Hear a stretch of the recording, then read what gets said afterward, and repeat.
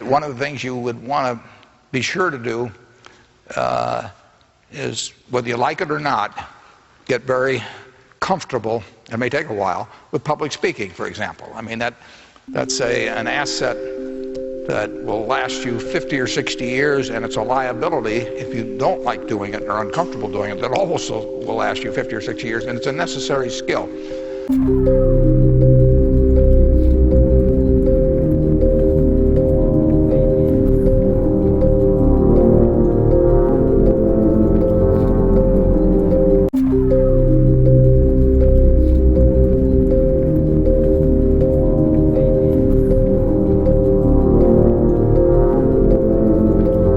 Public speaking is a great skill to promote your product or service. It is a skill that will persuade an audience, motivate a workforce, and a tool to convince business associates and customers.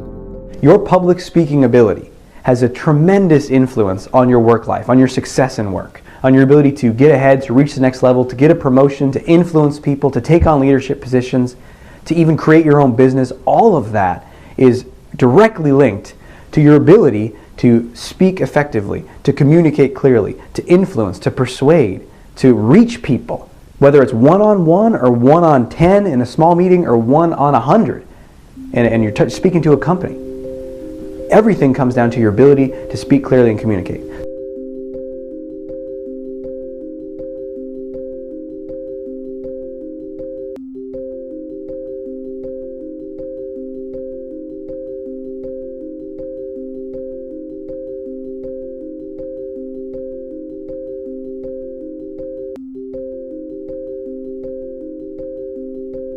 What's critical as a presenter and as a persuader, you got to know your audience.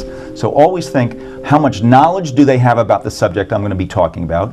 What's their attitude about the subject I'm going to be talking about? What's their attitude about me, about my company? So you really want to spend time in advance knowing your audience so that you can hit the right point. So the first question to ask in an audience analysis is, what does your audience need and want from you? Also, what do they expect? So what do they need, what do they want, and what do they expect? You should first be able to answer those three questions, and if you can't, you should probably do some more research. After you know that information, it's very important to get some basic demographic information on your audience.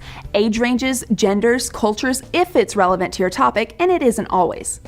Once you have that information, you need to organize the content in your way that will make sense to the audience. And that's very important, because if the audience already has an existing level of knowledge on a topic, you're going to want to skip that and just go into the meat and potatoes instead of briefing them first with information they already know. Again, always analyze your audience before you communicate. When it comes to professional speaking, it's important to have a structure for your presentation. This structure should never be chunked at the level of words, meaning you shouldn't script it out word for word. There's a big difference for writing for the stage and writing for the page. Those that write it out with words are dry, boring, and wooden. Instead, the structure should have a freedom within it, a freedom to express your points of view and your wisdom, and to allow some of the message to come through you by tapping into your passion. There are certain things that you need to do before you really get to the content. Otherwise, how do you know you've got the right content? So a good place to start is by thinking about what is your objective in giving the presentation. What is the end point that you want to reach? And there can be a number of reasons for giving a presentation, and often there'll be several of them combined. So the first thing you might be wanting to do is to inform, to educate, to give people an update on the situation. So maybe you're managing a project and you want to tell them where you are, or you're introducing a new set of products or presenting to a possible client, and you want to give them some information. The problem a lot of people have is they think that the presentation is about the information, when actually they're seeking to do a lot more. Almost always in a presentation, you are looking to influence people in some kind of way. As a result of your presentation, you want them to do something, feel something, or think something different from how they do at the beginning of the presentation. Just imagine if you did a presentation and people were exactly the same at the end as they were at the beginning. There would have been no point in giving the presentation. So almost always you'll be seeking to influence people to do something.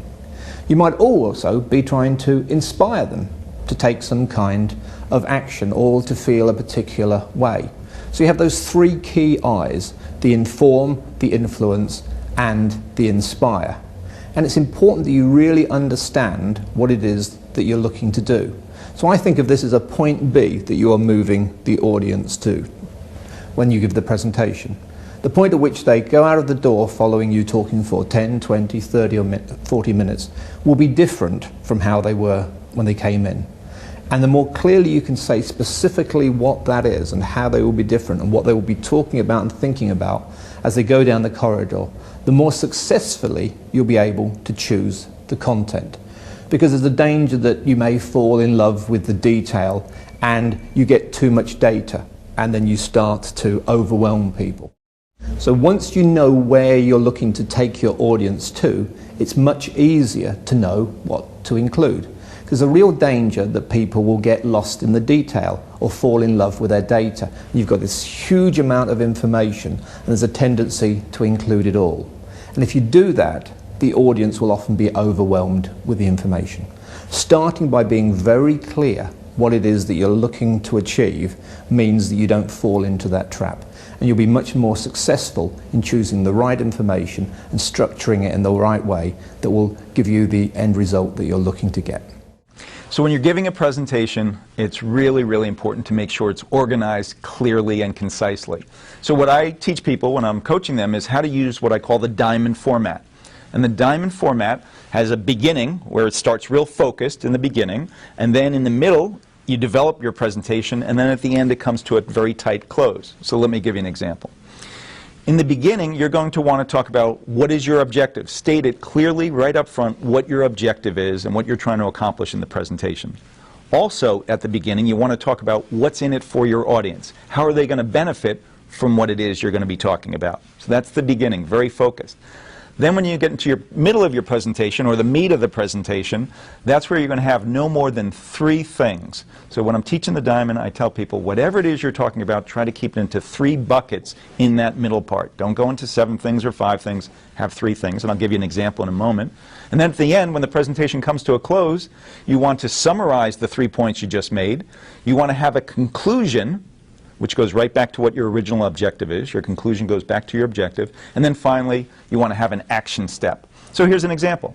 Let's say, I'll take a silly example. You're giving a presentation on peanut butter and jelly sandwiches. And let's say you're going to teach a bunch of people how to make the ideal peanut butter and jelly sandwich. Right up front, you're going to welcome them and say, our objective today is for me to teach you how to make the best peanut butter and jelly sandwich in the world.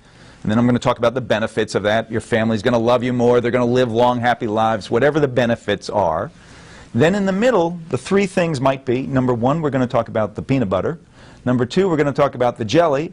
And number 3, we're going to talk about the bread and how to slice it. So that could be the meat of the presentation. And then at the end, I'm going to summarize quickly. So number 1, we talked about the peanut butter. Make sure you have Skippy peanut butter crunchy. Number 2, the jelly. You want Welch's strawberry jelly. And 3, Wonder Bread sliced on the diagonal. So a quick summary, and the conclusion is if you do all these things, you're going to have the ultimate peanut butter and jelly sandwich. And then you give them an action step. We'll see you next Tuesday. Everybody come back with their samples and we'll try them. So use the diamond format, has a beginning, a middle, and an end.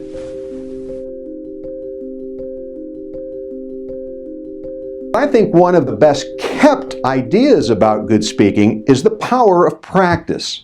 You see, we often watch a good speaker and he or she makes it look easy. And because we think it's easy, we think we don't need to practice, that it will come to us naturally. The best speakers, in my opinion, are the most prepared speakers. They've really thought through what they're going to say and how they're going to say it. And they've practiced it over and over and over again until it looks natural. And that's the key.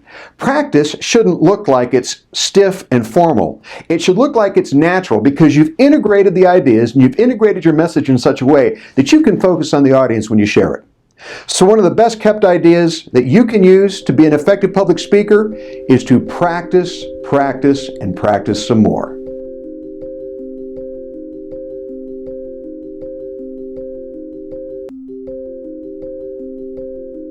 They say it takes about 7 seconds to make a first impression. And that doesn't mean to say that if you do things wrong, if you kind of mess things up, you can't get it back. But what it does give us is a very clear window of opportunity to get our audience engaged on side and listening to what we have to say. So the kind of most important thing to think about really is not to be boring.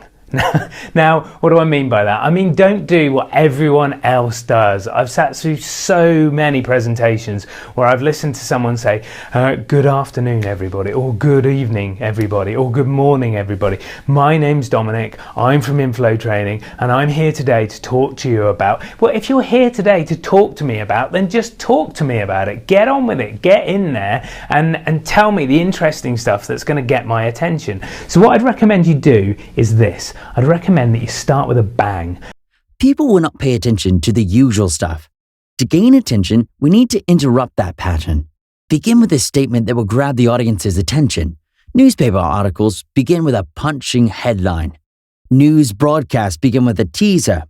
Your job at the beginning of a talk is to capture attention and convince your audience with their interest to listen. When you're giving a presentation or communicating, trying to persuade, make sure that you have attention getters or attention grabbers, or what I sometimes call hooks, in your presentation. So things such as asking your audience a question is a great attention grabber, having an analogy, telling a personal story, those are all great attention grabbers. The benefit of them is obviously, number one, they get the audience's attention. Number two, they help the audience understand what it is you're talking about. And number three, it helps the audience remember your message. The attention getter is a statement, the anecdote, a narrative, a statistic, a quotation, or something humorous perhaps that starts off your speech or presentation. You can use a number of different sources to get this material, but what you want to consider is this. First, a lot of people like to use humor when they get people's attention. That's good, but make sure the humor is one, tasteful, and two, relevant to the topic at hand. If it's not tasteful and definitely not connected to the topic, it's best placed somewhere else. If you decide to use another attention getter other than humor, maybe a personal narrative, a story, a quote, any type of information that is very shocking to your audience, make sure you have the proper citation. One of the ways speakers lose credibility is that they give information but don't have a cite for it. Be sure to get people's attention right off the bat. Remember, all's well that begins well. Don't beat around the bush. Come straight to the point and construct the speech around one big idea. Professional speakers oftentimes focus on one big idea, and then they tell stories to flesh out that idea. They don't get greedy and try to cover everything they know. They don't try to cover every single fact. They certainly don't turn around and point to a screen with lots and lots of bullet points, because they understand a speech, a presentation is simply not the place to communicate lots and lots and lots of data. A speech or presentation is a great place to get people to focus on one, maybe two or three ideas that are really important, and to get people to do one action. Keep the momentum. Make sure that every new bit of information you provide builds on what came before. Each idea should lead to another until you are able to present the whole idea in full. Overall, the speech should be a mix of anecdotes, stories, insights, humor, facts, and case studies. And the flow is vital, as the audience should be able to recall it like a story.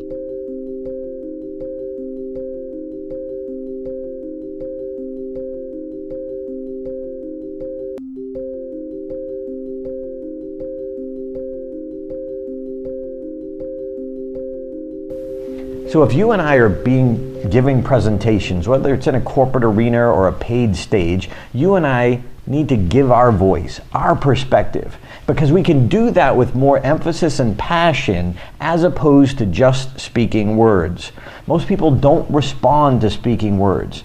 But if you've ever heard that favorite song that you just love, you love the passion that comes with it. You love the words that are infused with that passion. Why? Because the lyrics and the voice and the sound speaks to you. That's why you love that song, or it speaks to something inside you.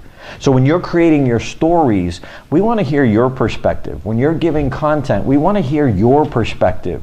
So don't be a wannabe or an actor or trying to copy somebody else, but be unique with your voice. It's more likely to resonate, and more people are more likely to tell everybody how good you are.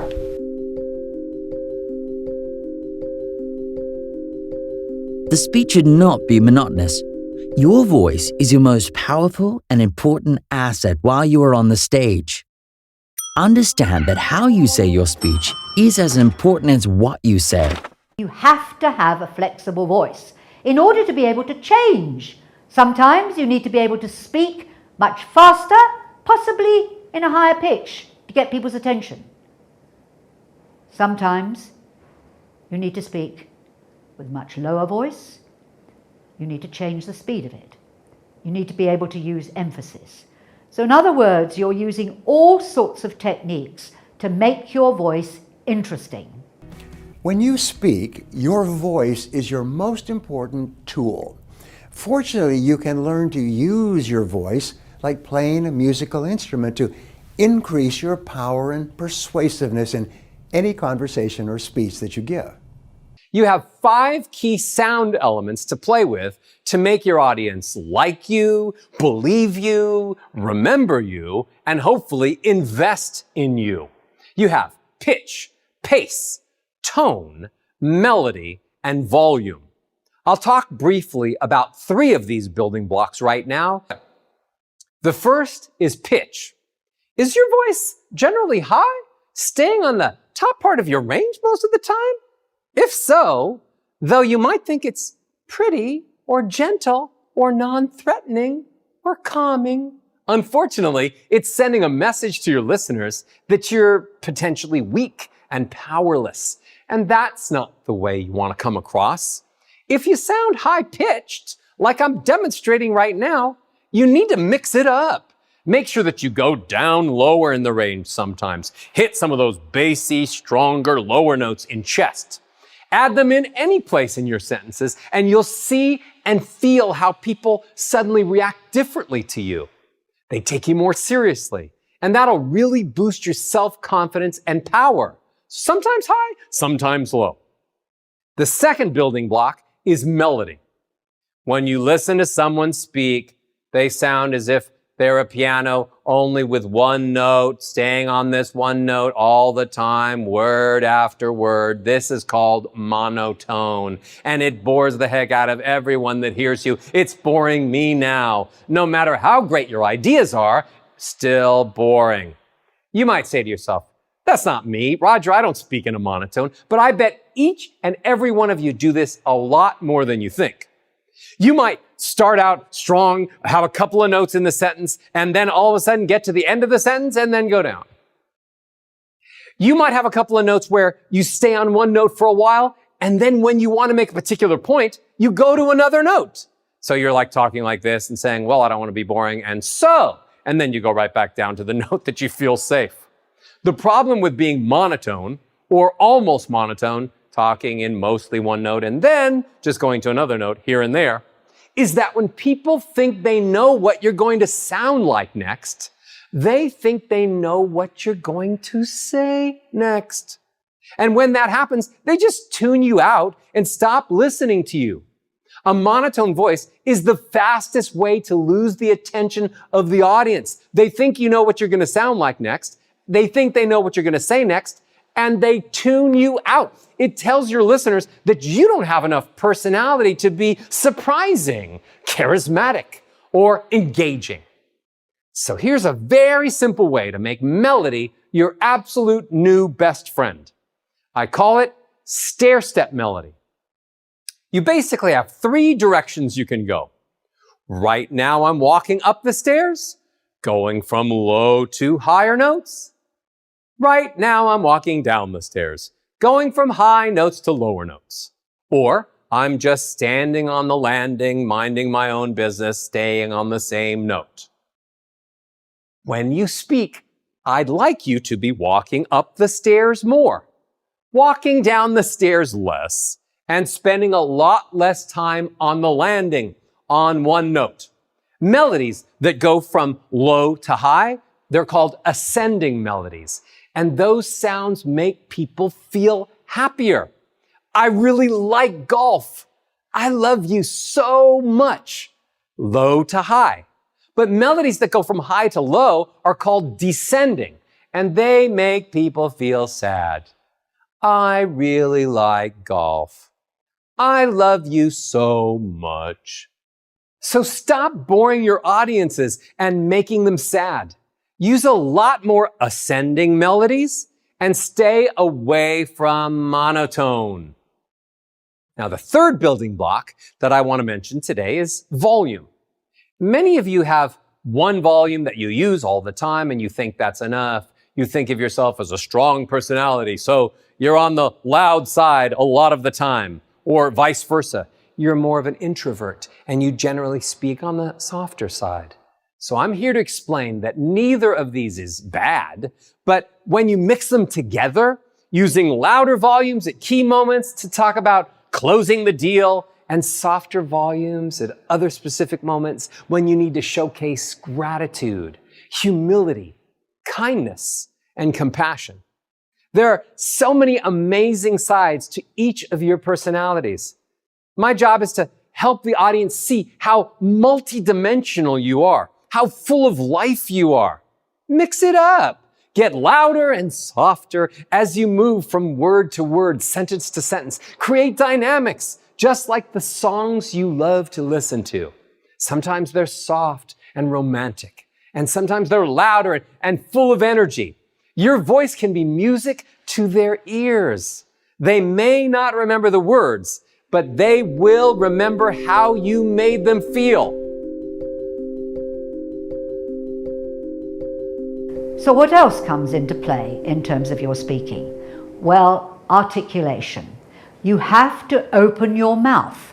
And one of the things I'm always dealing with is people who speak with their mouths closed. So if you're meeting somebody and they talk to you like this, first of all, it doesn't feel very friendly. So in terms of your body language, it's pretty grim. And secondly, you can't understand, let alone hear, what they are saying.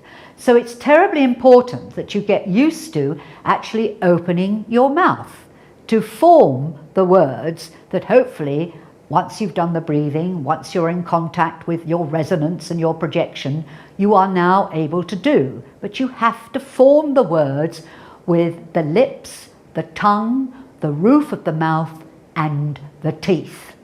So there are varying exercises that you can do around that.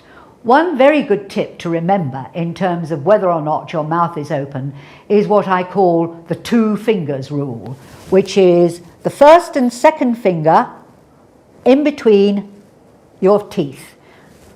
And that is the position your mouth should be in when you are speaking, not that. And that is a very good thing to try and remember. You can try it yourself in front of the mirror and see what your mouth actually looks like when it's actually open at the correct level for speaking. Articulation is pretty easy.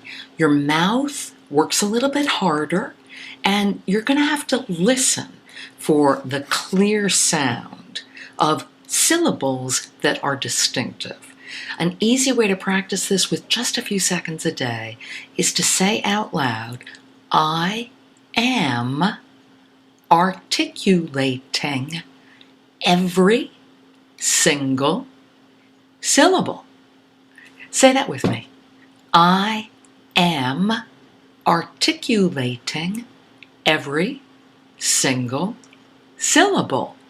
I promise if you do that once or twice a day, it's going to help tune your ear and get your mouth working, and you'll start to notice what it feels like to articulate every single syllable.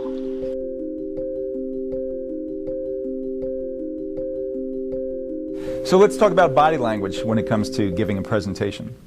In the 1960s, a guy by the name of Albert Mahabrian, who was a professor at UCLA, he did a study and he tried to understand when people are communicating with each other or presenting to each other, how much of the meaning of the message comes from anything that you see or the visuals, how much of the meaning of the message comes from the vocal, which is the sound of the voice, like volume and inflection, and how much of the meaning of the message comes from the actual words or the content. And what he discovered was, based on the study he did, 55% of the meaning of the message comes from what people see. 38 comes from the sound of the person's voice, the volume and the inflection, and 7%, only 7% comes from the actual words. Now, I'm not saying, nor is he saying, that words are not important. I think the words in your message are clearly important. But what that study told a lot of people is that how we present our ideas and how we present our message through nonverbals and body language is very, very important. A couple of things I'll touch upon. Hands. I'll talk about hands and stance. When you're using your hands, a lot of times people feel, or they've been taught in grade school, that they shouldn't use their hands when they're presenting. Not at all. You should definitely be using your hands, and use them as you naturally would when you're gesturing and talking to people. So if you're giving a presentation on having the team work together, use your hands to display that. If you're talking about, hey, we had very high profits, then use your hands to display that. If you're saying that we want to cover the whole country, use your hands to display that. So the hands can help describe your ideas very well. When it comes to the stance, there's 3 choices you have with your stance. 2 of them are good. One choice is this: don't move around. In your stance, just get planted. That's a good choice. The other choice, the second choice, is a good one, and that is when you move on purpose. So if you're going over to the flip chart, or you might be using PowerPoint or grabbing a prop, that's good purposeful movement. The last choice with stance is not a good choice, and that is when you're in one area but you're just repeatedly moving back and forth or rocking side by side. That can be really, really annoying. So keep in mind, with your hands, use them naturally, and with your stance, either get planted or move on purpose. You see, too many times I see speakers who have choreographed their body movements and their body gestures, and sometimes it seems almost natural, but usually it doesn't seem natural at all. Don't do gestures. People say I have the best gestures. I don't have gestures. I'm just very enthusiastic, and my emotion and energy comes out through my body. And that's what you should do. You should get the energy and emotion from the story that you're telling, or from the passion that you have to getting it across to the audience. That's what's important. Be energetic. The whole attention of the audience is on the speaker. If the speaker is energetic and alive, the audience will be the same. The energy of the speaker infectiously rubs on to the delegates in the meeting hall.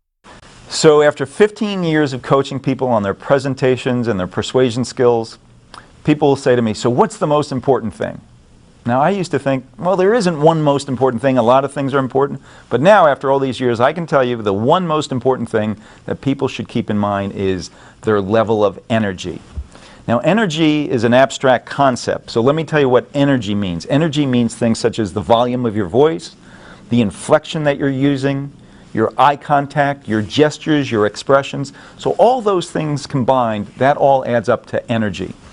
So as I've coached people and I look back on them, the thousands of people I've worked with, I would say that 80% of the people that I've had to coach have low energy. They're just not getting the job done, and I'm always encouraging them, having more energy, more energy.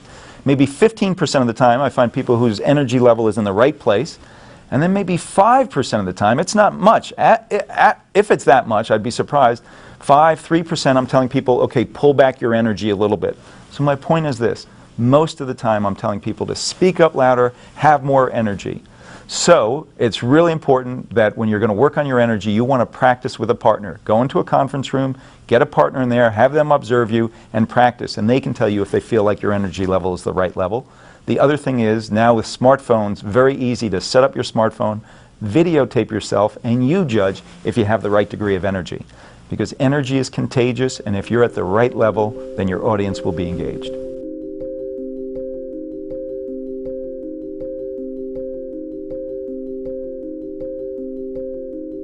Be a storyteller.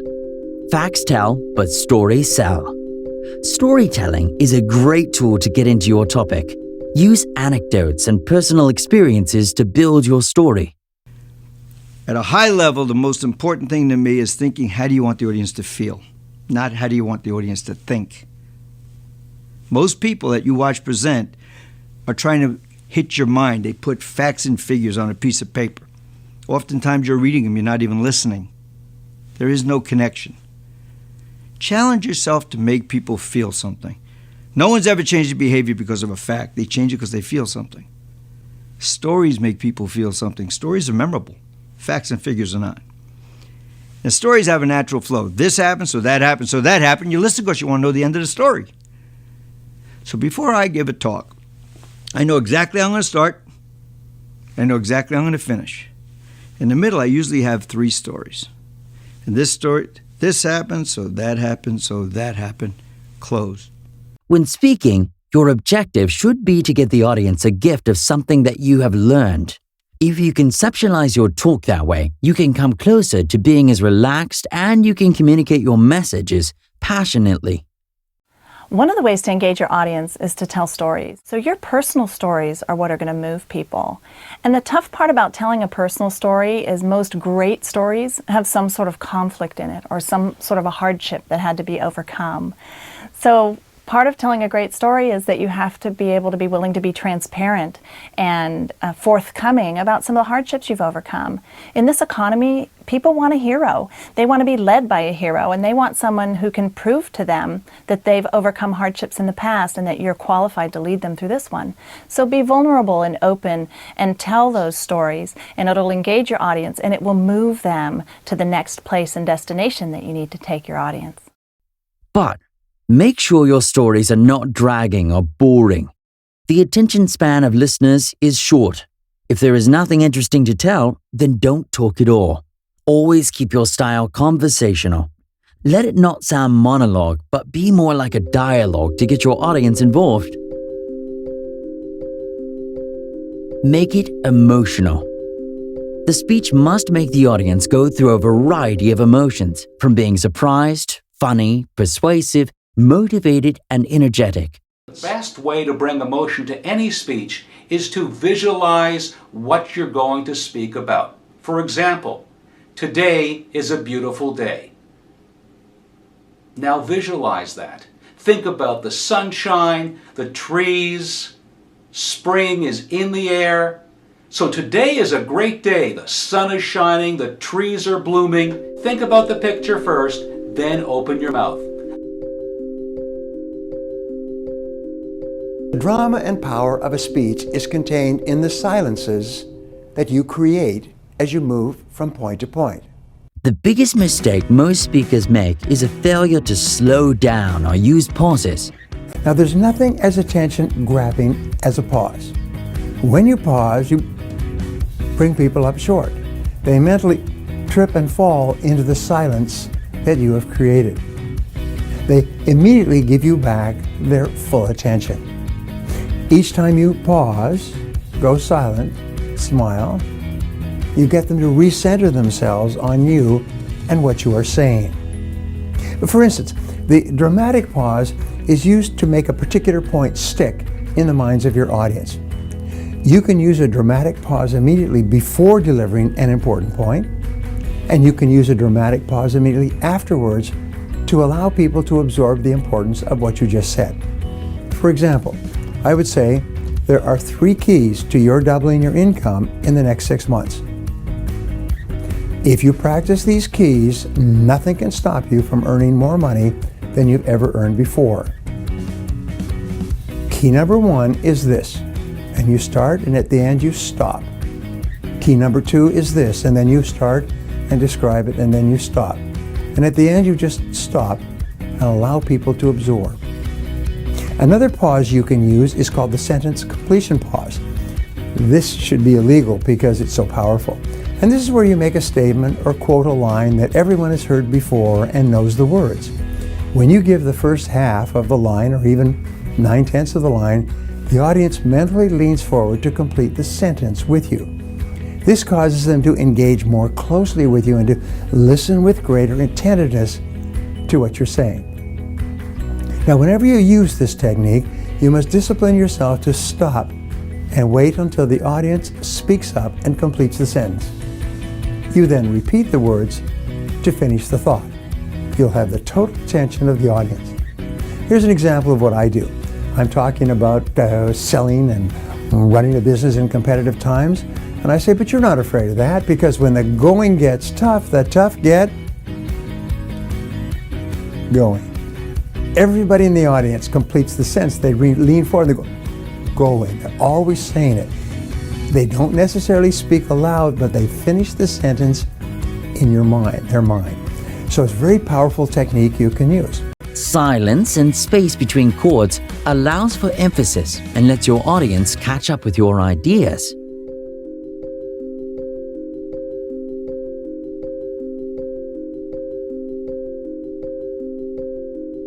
Connect with your audience.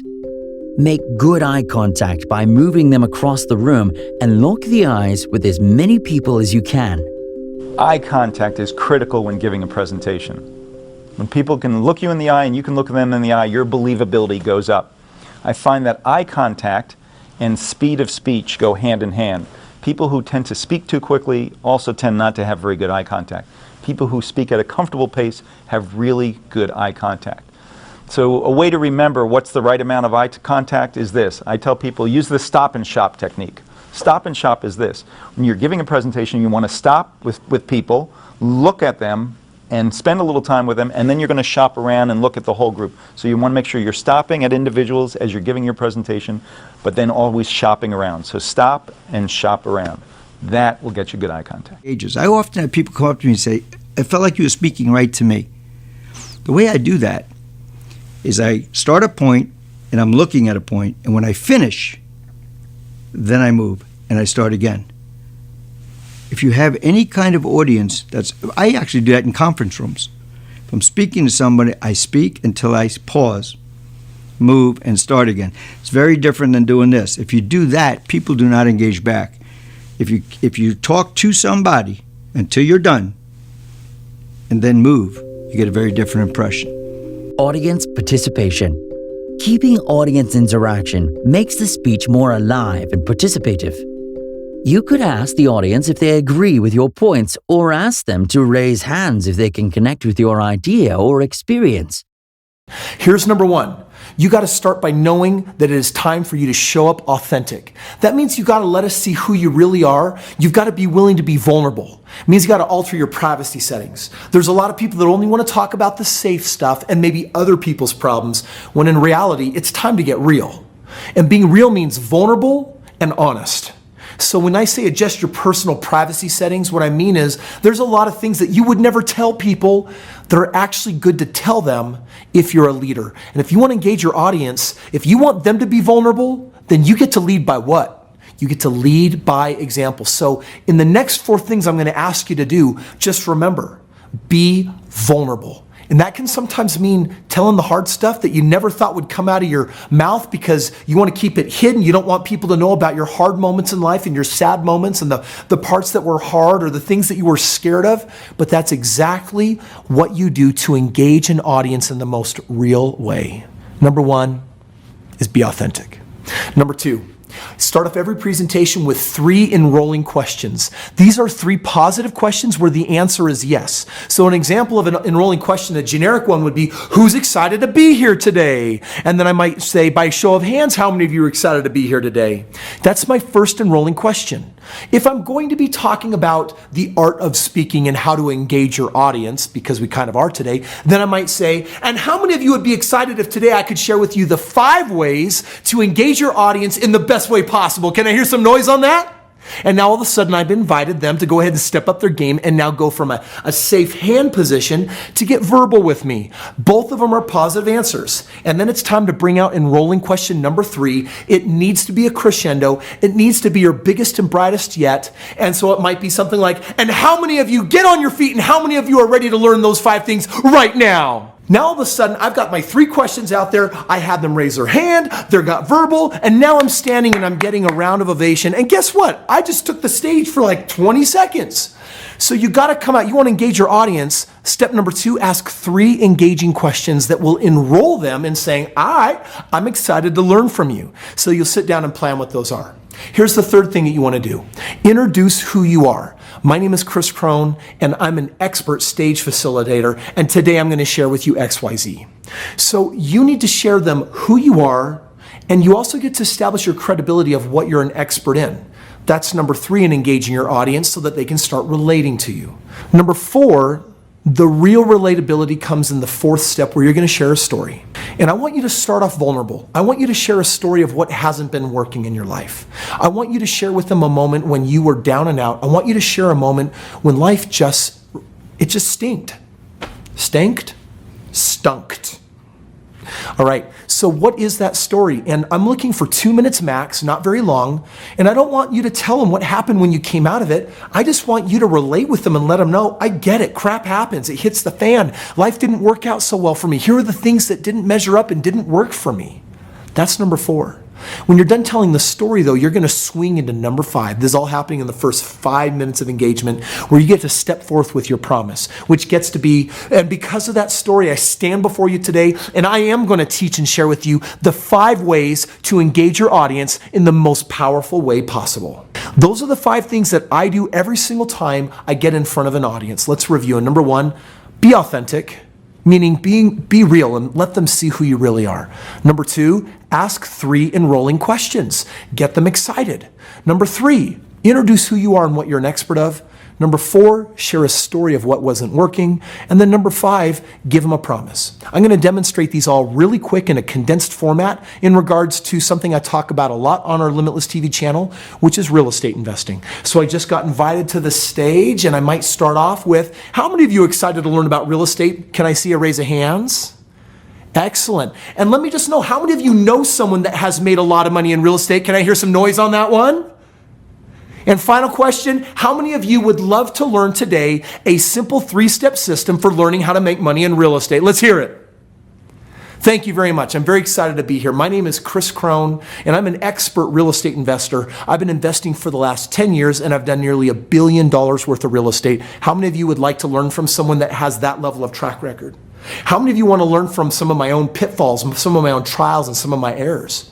And how many of you would like to learn what I'm doing today that is working better than anything I've ever done before? Aw, yeah. Okay, well, friends, before I get started, I just want to take a moment and share with you what life was like in real estate before there was real estate.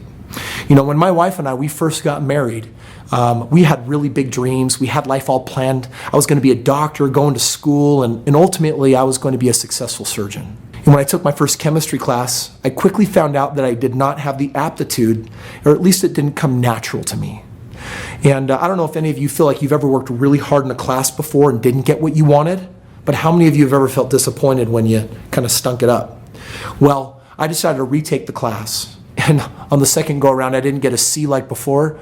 I got a C minus. I remember talking to my advisor that told me to give up that dream and how hard that was. So I came home that day and I told my wife. And I was surprised that she wasn't as heartbroken over it as I was, but she was heartbroken over something different. We didn't have the money to pay the bills. We didn't have the money to pay for food in the cabinets. We didn't have the ability to cover tuition. And in that moment, I knew that I needed to do something. Something needed to change, or else I might financially struggle for the rest of my life. I was going to be a doctor, and maybe I wouldn't be able to become my next dream or the dream after. But I committed that day that I would do something so I wouldn't have to face that personal pain of financially letting my family down. And friends, that's why I'm here with you today. And this is the promise I have. If you sit tight, get teachable, get open-minded, in the next 45 minutes, I'm going to share with you what I learned in real estate and how I retired just 4.5 years later after doing it. And I'm going to share with you the top 5 things you need to do to make real estate the most successful endeavor. By show of hands and by noise, can I hear how many of you are excited to learn about that today? All right. I heard you through there, okay? I just want you to know I felt your excitement. Okay. That was maybe 3 minutes. And what I did is I asked my 3 enrolling questions. I introduced myself as the expert. And then I had a chance to share with them a vulnerable story that is true from my past and to share a promise of what we're going to be going over. Friends, these are the 5 steps of how to engage your audience and light them up out the gate. Practice these steps and then rock it. If the speech is longer than 45 minutes, incorporating some fun activities will keep the audience awake and attentive.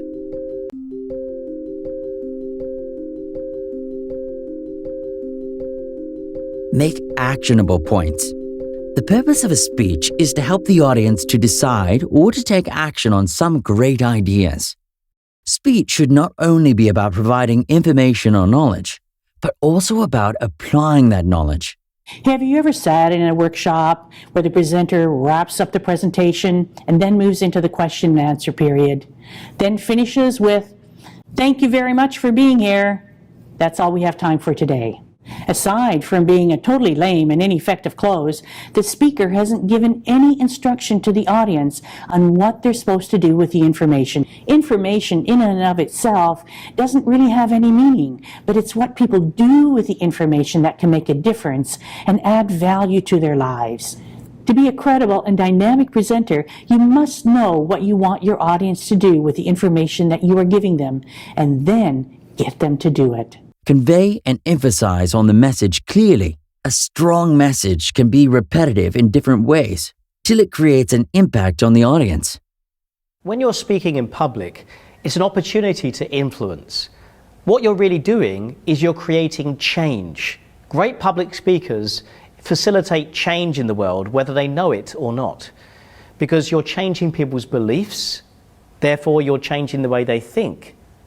When you change the way they think, you might change the way they feel.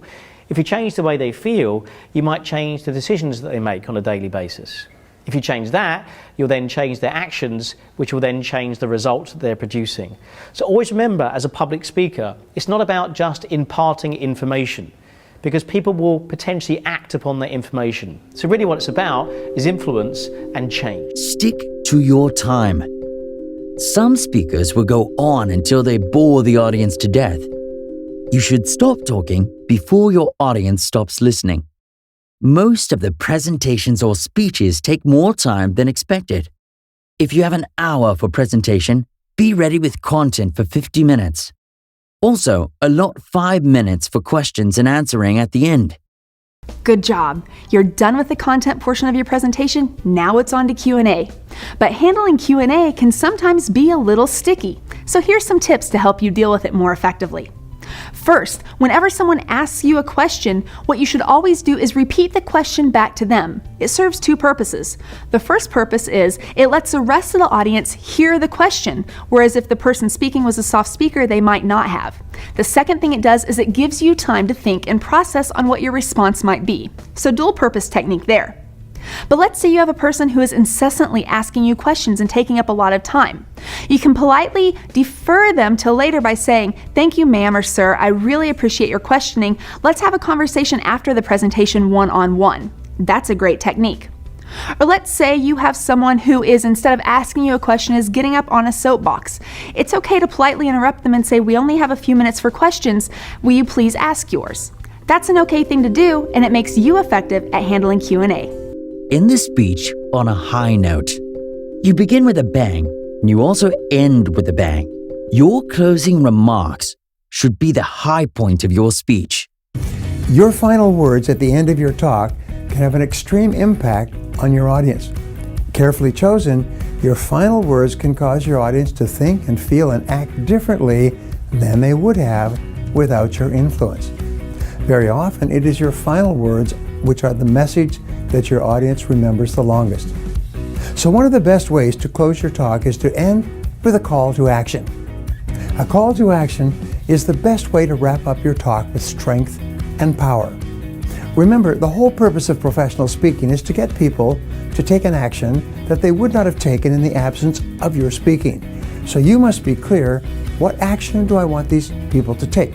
It's almost like a sales presentation is at the end of your sales presentation, the action that you want the person to take is to buy your product. At the end of a speech, your action that you want them to take is you want them to do what you were suggesting that they do.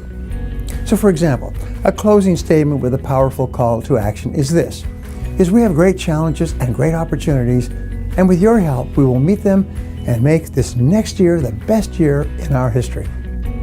That's a great way for a manager or a director or even the chairman of the board to end a talk about the state of the business. Whatever you say, imagine an exclamation point at the end. As you approach the conclusion of your talk, pick up your energy and tempo. Speak with strength and emphasis. Drive the final point home. Another effective way to close your talk is with a quick summary. As you approach the end of your talk, you can say something like, Let me briefly restate these main points that we just talked about. And then use your fingers. You then list your key points one by one and repeat them to the audience, showing how each of them links in to each of the other points. Audiences enjoy a linear presentation or a repetition of what they have just heard. This makes it clear that you're coming to the end of your talk, and it also reminds them of your key points, so it's easier for them to remember and take action. So you can also close with a story. As you reach the end of your talk, you can say, let me tell you a story that illustrates what I've been talking about. People love stories. You then tell a brief story with a moral and tell the audience what the moral is. So it's clear this is the point of the story. Don't leave it to them to figure it out for themselves. Often you can close with a story that illustrates your key points and then clearly links back to the key message that you're making with your speech. Another way to close your talk is to close it with inspiration. If you've given an uplifting talk, remember that hope is and always has been the great religion of mankind. People love to be motivated and inspired to be and do something different and better in the future. The last 30 seconds of your speech must send people out energized and fulfilled. The last bits must be inspirational to help the audience take some serious action.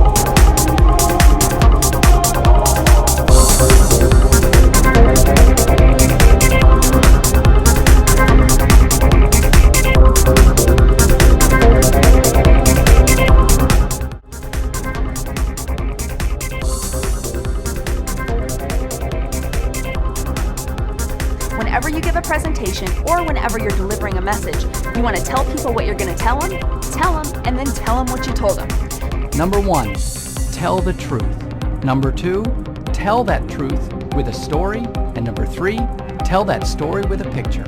I'm sometimes asked, what's the best speaking advice you've ever been given? Even though I was still in high school at the time, I can remember what the advice was and who gave it. It was a state legislator in Ohio named David Johnson, who told me that whenever I spoke, to always remember that people want to be entertained. Now on the surface you say, but Mark, I'm not an entertaining speaker per se. I have a serious message I'm trying to convey. That may be true, but you're going to convey that message a whole lot better if you package it in an engaging and entertaining presentation style. See, I think what David Johnson was saying is that to engage people, we really need to offer something of high interest, because today people are so preoccupied that getting and keeping their attention is one of the biggest challenges that we have as communicators.